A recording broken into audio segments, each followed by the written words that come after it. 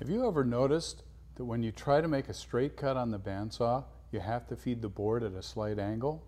That's because of blade drift, a peculiar thing that happens to bandsaw blades. None of them cut exactly straight. They all cut at a slightly different angle.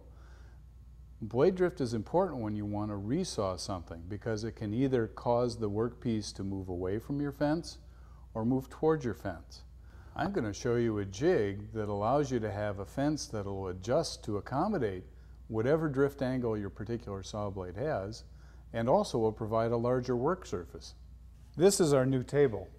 You can see that it's quite a bit bigger than the saw's original table. Our new table has a runner on the bottom and a groove on the top that's perpendicular to the runner on the bottom. You'll also see on the bottom that I've traced the pattern of the original top onto it, and I've put a screw in here, and I've drilled holes here for 2 more screws. These 3 screws are going to hold this table on the original saw tabletop. The first thing that you do after you've installed the runner is make a saw curve cut until you get the table centered. There's our stop with the 1 screw. Now I have to walk around to the back of the table to install the other 2 screws.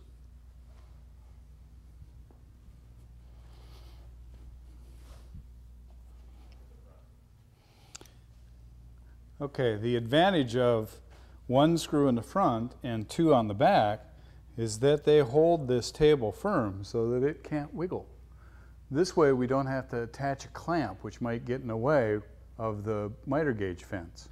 This groove is the key to our whole system because it allows us to install a miter gauge with a long fence, and the miter gauge adjustability is the key to allowing us to adjust for the blade's drift angle.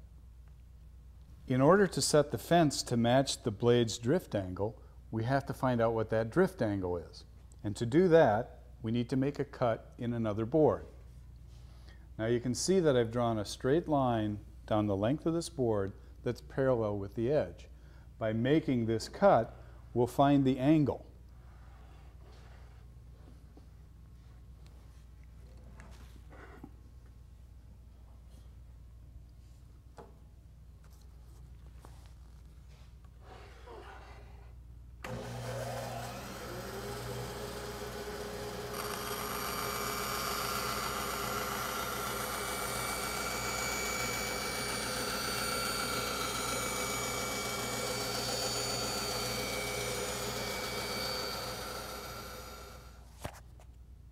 This is our blade drift angle. I'm going to clamp this board to hold it in position so I can't possibly knock it out. Now all we have to do is loosen the fence and move it up snug with our drift angle board. The fence is set, and as soon as we remove the clamp and our drift angle board, we're ready for resawing.